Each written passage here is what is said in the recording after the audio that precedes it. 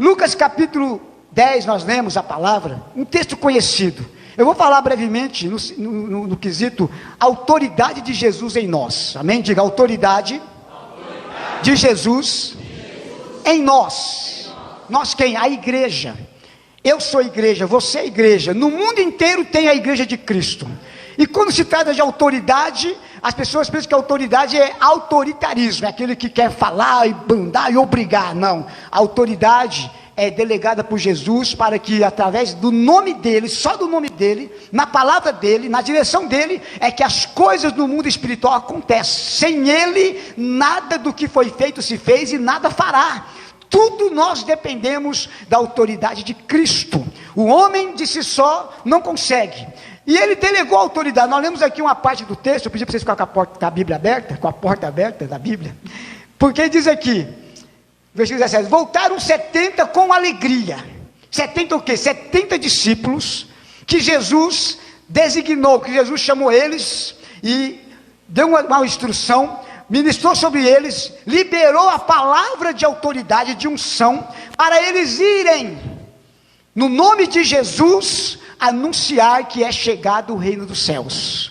Eles irem no nome de Jesus, e quando anunciam o reino dos céus, vai acontecer algumas coisas. Por exemplo, pessoas endemoniadas vai manifestar. Os demônios, eles não resistem o poder da autoridade de Cristo em nós. Então quando chegar num lugar que tiver demônio, vai manifestar. E aí ele disse: em meu nome expulsai os demônios.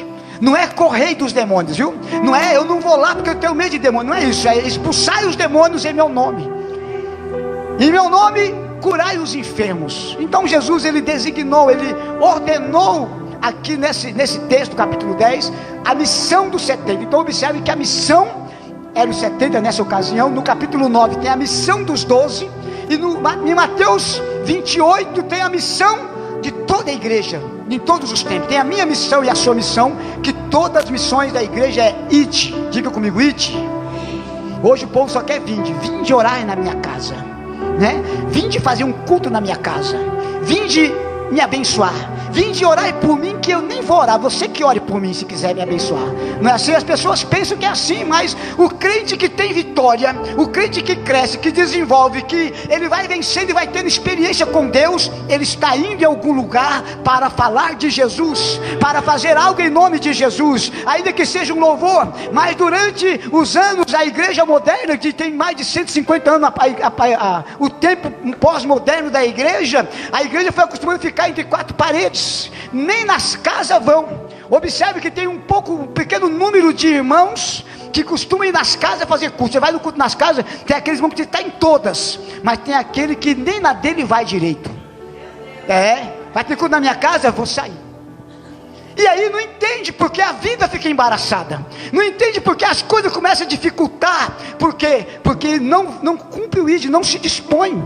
Tem um monte de pensamento: eu tenho medo, eu não consigo, eu não sei. Irmãos, todos que Jesus designou, que Deus chamou desde o Antigo Testamento, falaram, homens que nós temos como exemplo para nós, como Moisés: Senhor, eu tenho língua pesada, eu não vou, o Senhor escolheu errado, o Senhor errou. E Deus disse: não fui eu que fiz a língua do mudo, e o ouvido do surdo, e o olho do aquele que enxerga para ouvir? Vai agora, Moisés, porque eu serei contigo.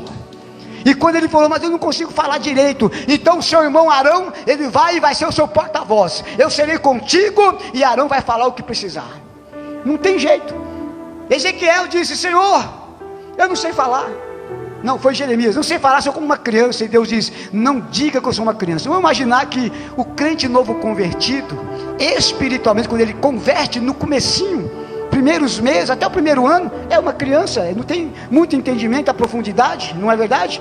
Mas crente com mais de 10 anos, ser criança ainda, espiritual, está de brincadeira. Diga para o seu irmão: está na hora de crescer. Fala para os homens assim: meninão.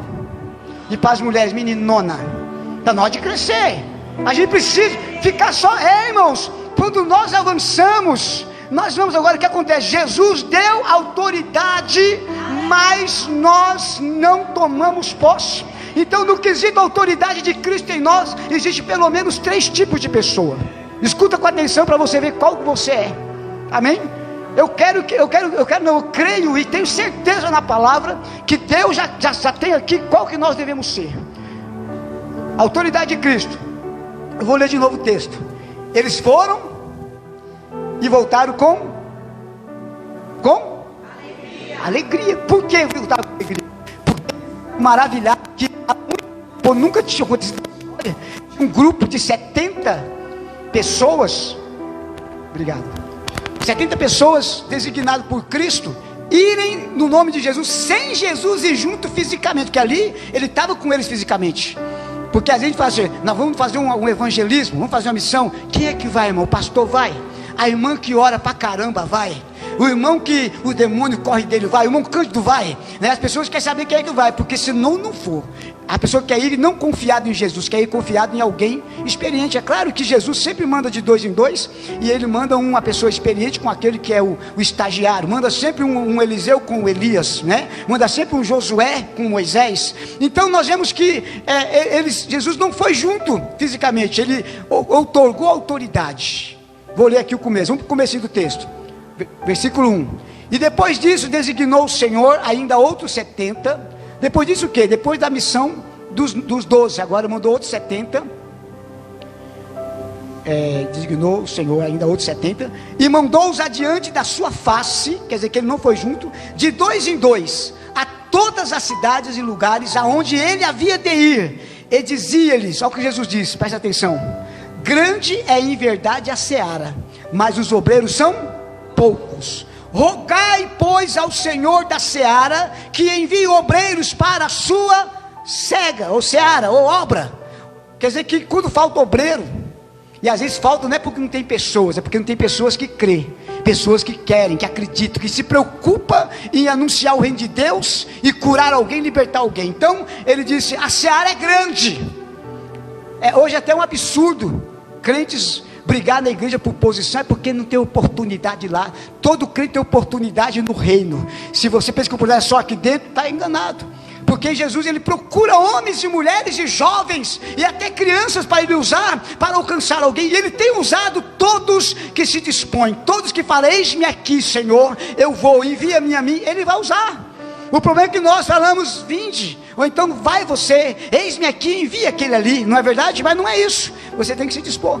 E ele então disse que a seara é grande e disse, rogai ao Senhor da seara. Quem é o Senhor da seara? Deus. Senhor, eu quero dizer uma coisa para você, eu fiz isso.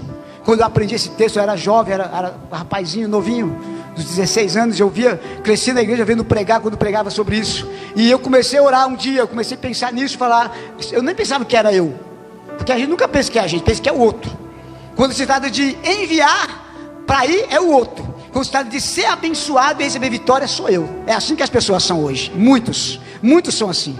Eu sei que tem muitos que o coração está ardendo com vontade de ir. Nós temos hoje em Teoflotone obreiros que estão se preparando teologicamente, e o coração já ardeu para ir para missões. Alguns vão esse ano até o final do ano, outros vão para o seminário ficar 4 anos estudando, porque entenderam que nessa vida, quem tem chamada, o que é mais importante, tem mais valor, é a obra de Deus a qual nós vamos fazer. Porque isso é uma coisa do reino de Deus. E para fazer tem que se preparar. Como? Crendo em Jesus e buscando compreender a sua palavra. Não precisa ser um grande pregador, basta ser alguém que crê no Senhor e tem coragem. E eu orava, Senhor, envia obreiros para a tua seara. Às vezes o pastor Agenor reunia a gente de manhã, dava uma palavra como essa, e vamos fazer uma oração para Deus levantar obreiros aqui no nosso meio, para Deus enviar obreiros na obra do Senhor. E eu estava ali um garotinho, com 16 anos, parecia que tinha 8, porque eu era pequeninico. E aí eu orando também, que fervorou, o Senhor envia, mas eu não pensava que eu era um deles. E chegou uma hora que Deus falou, chegou a sua vez. Quem está preparado aí? Chegou a sua vez. Sabe por que eu quero dizer isso para você? Porque a gente nem imagina. Eu vou imaginar que na realidade quem me conhece desde pequenininho, né, desde os 16 anos, 14, Manilza é uma delas. Manilza tem quase 90, né? Não, 66. Parece que tem uns 50, mas tem 66. E desde pequeno, sabe que olhando para a minha aparência, olhando para a minha sogra, não sabia que eu ia ser genro dela, me chamava de menino amarelo, anêmico. Manclãs, leva esse menino no médico, ele está doente.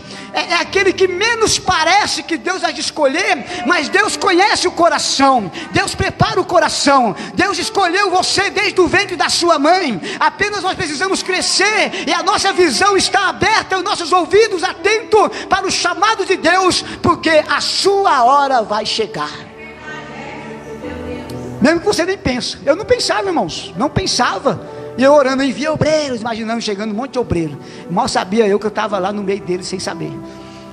E alguns dos meus irmãos, também hoje eu vejo fotos de... É profética, sabe aquelas fotos antigas? Tinha um filminho de rolo, tirava a foto dos cultos, das festividades. Hoje a gente tira, vê na hora, já posta na hora, todo mundo vê na hora. Mas naquele tempo tinha que tirar as fotos e pôr para revelar, pagar para revelar. Algumas queimava, né? Se saiu ruim, ia ser ruim mesmo. Porque hoje a mulherada tira foto, os irmãos, e peraí, essa aqui ficou torta. Deixa eu arrumar a gravata. Ontem mesmo eu cortei o cabelo, vocês viram que eu cortei, estou mais novo, mais bonito, né? Minha esposa me obrigou a cortar, mas eu gostei. E aí eu fui tirar foto, tirei antes e depois eu tirava uma, tá feio. Mas não era o cabelo estava bonito, era que eu estou magrelo mesmo, estou magrinho. Aí eu fiquei tentando tirar uma pose lá, um perfil que ficava legal, e aí eu consegui. Então hoje dá para fazer, mas naquele tempo, o que tirou, meu irmão, tirou. A gente não via as mulheres reclamar, apaga, né? Apaga isso aí, não é verdade? O negócio melhora, o povo fica chato. Naquele tempo revelou, o que tirou é aquela, não tem duas, não tem três, não tem chance. Mas eu vi uma foto, eu tenho lá em casa uma foto que tem um monte de, era um culto, a igreja estava cheia, lá na Água Funda. O senhor deu tempo da Água Funda não, né?